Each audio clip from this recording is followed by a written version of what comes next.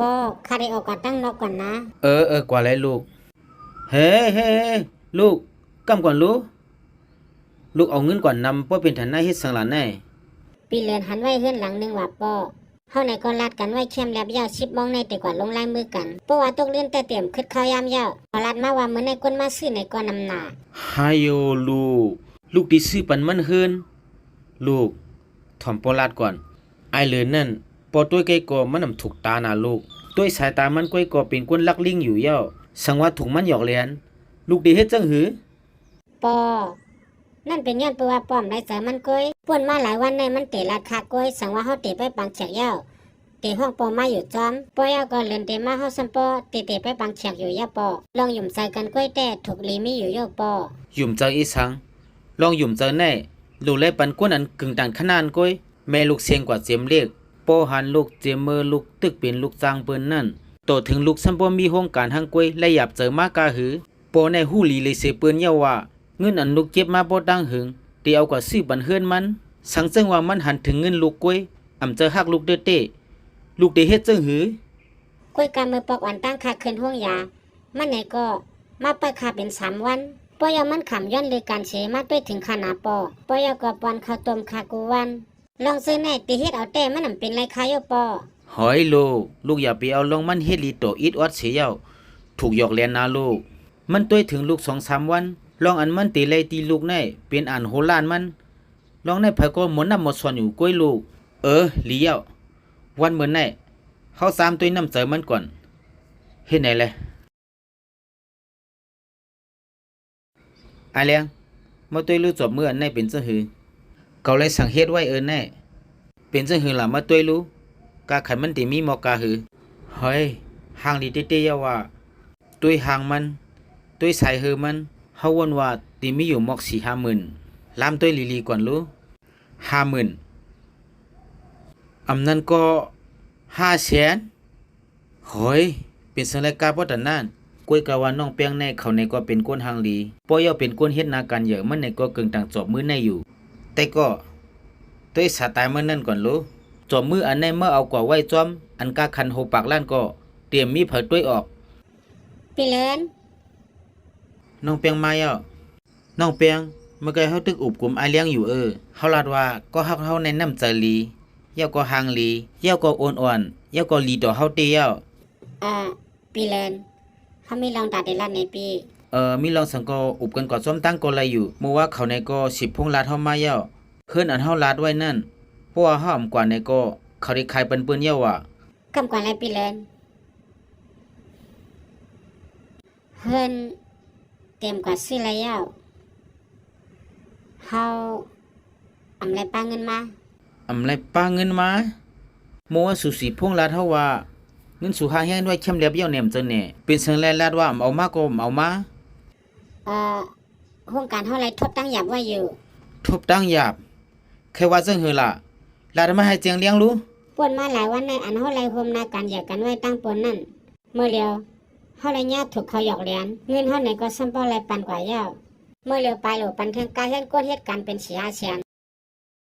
พวกนั้นเมื่อใครว่าในเมื่อเร็วมีเงิน10 ยาเสียมกาไปถูกนี้เทียงจึงนั้นเจ้ามันจะเย้าก้อยกะเฮาคำหยาบได้อยู่เฮาสองก็คัดใจกว่าจ้อมกันเฮาในก็ฮู้จักเปิ้นไว้ตั้งนำเฮ็ดให้ก็เตมีก้นยอมใจแถมเฮาอยู่เฮาได้คัดใจลุกขึ้นมาแทงปองนึงเฮ้ยเก่าเต็มนั้นพันยาว่าน้องเปียงปีเลินส่งสูตึกเตกว่าป้อเชฟพังไปปังแขกจ้อมเฮาส่งสูตึกเตไปปังแขกจ้อมเฮาอยู่5ป้อเชฟพังไปปังแขกเตไปปังแขกจ้อมเมื่อไหนก็จังตีกว่าเตเฮ็ดสังเย้าม่อมต้วยขึ้นตัวเจ้าเก่าเมื่อว่าเป็นจังหือไปมีแทงปอเท่าตัวสุกยุงเมื่อนั้นแทงก่อนเมื่ออันตั้งเพราะว่าก่อมหันเมื่อมีเงินเพราะว่าม่อมปันเงินจ่ายเก่าเพราะว่าม่อมย่อมซื้อปันเฮือนเก่าที่เป็นก็ฮักกันตั้งเมื่อคืนฐานหน้าอยู่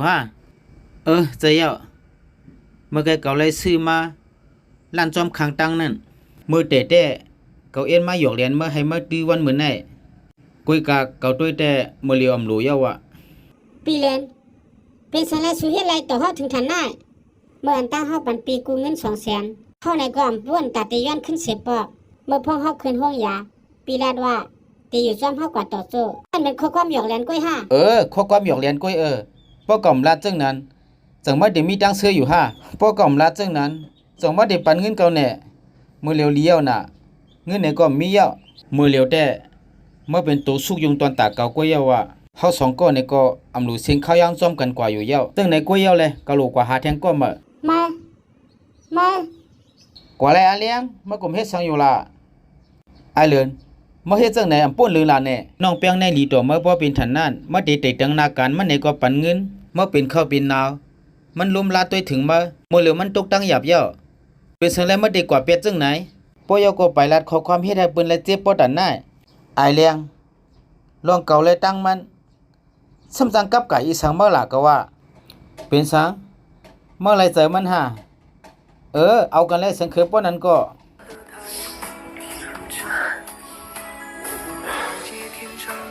น้องเปียงก้นมันหนังไอเหลือนได้อำถูกลีกว่าจะลำย้อนมันเฮามีว่าอยู่เฮิรนลือหลังหนึ่งอำมีก้นอยู่สุขค่ายกว่าอยู่กันนั้นเสียกว่าแลจะเย้า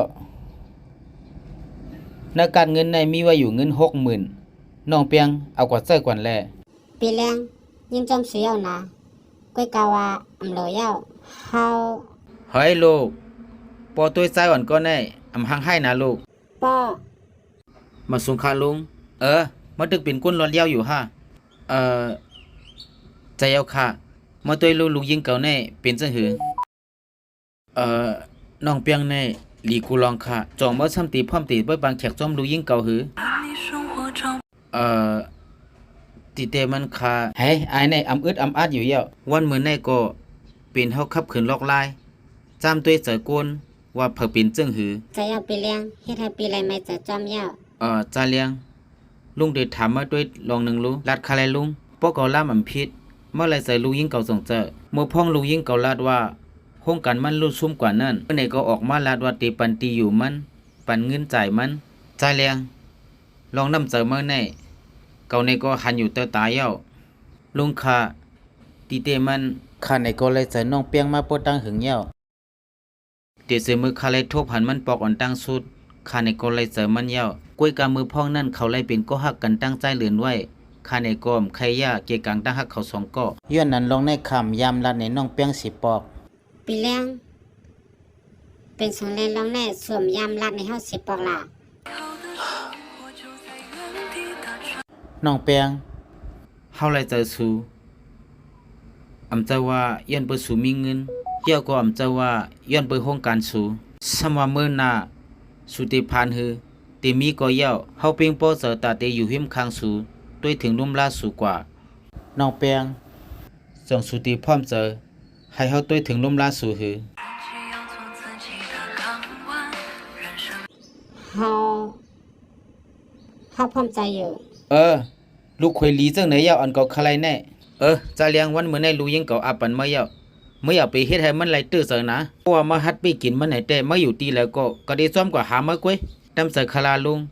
คาตื้นตีด้วยถึงลุมลาน้องเปียนดีลีกวยคาเดียมเฮ็ดให้มันไหลตื้อเสอค่าลีเตยาวะกูก็คาอันคาเลยมาทบผันผู้ยิ่งหลีมือหนังน้องเปียงในเป็นรองกำดีคาได้เฮ็ดซื้อตัวมันก็เหลียว